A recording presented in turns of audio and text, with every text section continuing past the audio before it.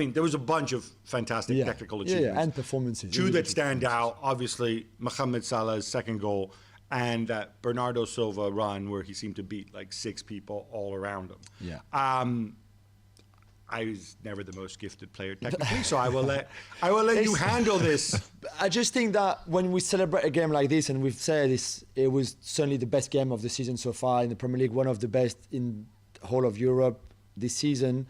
It's also because you see those moments. Mo Salah's goal is one of the greatest ever scored in the Premier League because it's in a game against City, because the game is in the balance, and because it's an amazing individual effort where the way he controls the ball, the way he dribbled past 3 of the City players, then Laporte, and sends Laporte, as Ibra would say, by the hot dogs, and then scores on his wrong foot. And for him, in this case, it's really, really the wrong foot. I want to make a point about that because we followed Mo Salah going back to Basel. Yeah. And the knock on him is the guy is completely unplayable when he gets on a run, but he's also completely one-footed. Completely. It's not Cazorla or... That's the pass, though.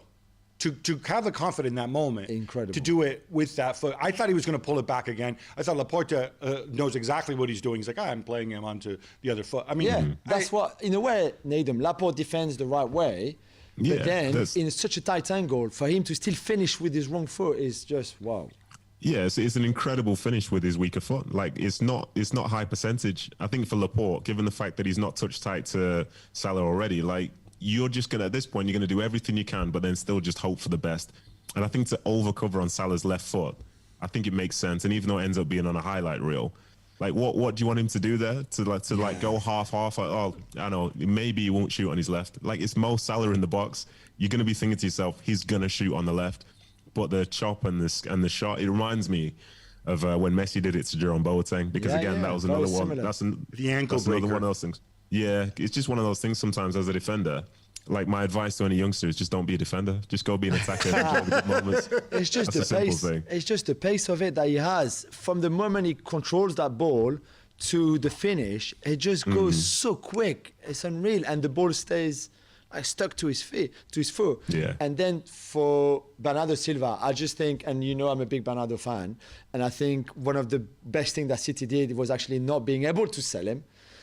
Because especially in the last 3 or 4 games he's been incredible, but that run in the first half where he's got literally 6 red shirts around him and the ball is again stuck to his left foot, they can't even get near him, and then he ends up giving that amazing ball through ball to Foden, who then forces Alisson to a great save. I think this is like Maradona-esque, Messi-esque, in the sense that he's there, short player, left-footed, and just perfect with the ball. Hey, Nedum, if you could talk about that, because the thing about Bernardo Silva is obviously he's got a great engine, he's very smart, he's very technically gifted.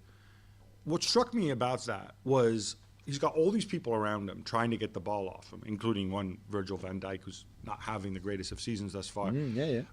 And yet it seems to happen almost in slow motion. It seems to be he's not using his athleticism there. Well, he's not quick. It's all skill because he's not quick. I'm wondering about that. As a defender, if you know the guy's not going to get away from you, do you approach it differently? Or is this just Bernardo Silva genius and it's got nothing to do with it? Well, thankfully, there aren't too many players like that. I think one that came before, which he seems to be replacing now, is David Silva as well. Because with these guys, like, you've got some dribblers, and what they want to do... I thought you were going to mention Kinkladze, given that you're a City fan. Well, it's a long time ago. So with these players, like, some players put their head down and will do a trick and just try and find half a yard. But then other players, like Bernardo Silva and the like, who don't really have any key physical attributes, which is what makes this more frustrating, because what they do is they're very good at reading when you move. So if you think you're going to dive in or something, that's when they'll move. If you stand back, they'll come at you. And they manipulate the ball based on what you're doing, not purely what they want to do. Nedum, it's jiu-jitsu. To play against. It's a freaking martial art, what he does. Yes. He sees the opponent and he does a counter move. And that's remarkable. You know, I always remember, Nedum, just to highlight your point and then let you finish it. Yeah, we keep interrupting him. No, it's just I remember when Lilian Thuram played for Barcelona. And he used to do that stuff all the time. No. I said to him, like, why is Messi so genius, so special? And he said, do you know what Messi does? often you've got a forward who comes at you, and the forward knows what skill he's going to use. So he knows he's going to do a step over to try to dribble past you. He said with Messi is so good that he waits for you to make your move as a defender, and then he replies to your move by using the right skill to dribble past you. And I really felt that yesterday, Bernardo, especially on that run, it was exactly that. He had the ball in his feet and he was just waiting to see what Henderson was doing, to see what Robertson was doing, to see what Van Dijk was doing, what Matip was doing, what Fabinho was doing, to then him doing either a little chop or a little outside of his left foot or a little dummy with his shoulder or drop the shoulders or do this and do that. And I just think that if at that level, at that pace, you are able to do that, wait for the defender to do something and then you answer it by doing the right skill, I think it's just incredible. Yeah, that's right. That's exactly right. And they're the worst players to play against because for someone like Van Dijk, he's probably twice the size of Bernardo Silva, but you can't get close enough to him to be able to use that force to take the ball away from him. Like, they're so good. And to go back to the midweek game between Barcelona and City, there was a point where Messi had the ball in the centre circle and he was just standing on it and nobody was coming to it. And so I was doing some other TV work and someone was like, oh, just go and get to him. I said, no, that's the trap. That's the trap. You don't go there because the moment you go there and you try and do something, he's gone. This is a story I've seen 1,000 times over. And some players have that skill, and thankfully it's not a lot of them. Because for me, I always preferred playing against those players who were coming at me and they wanted to do their trick, because chances are they're doing the same trick that I've seen many times before. But when somebody's coming at you and they're waiting for you to make a decision, like, this is why I say, like, when you play against these types of guys, you just can't dive in.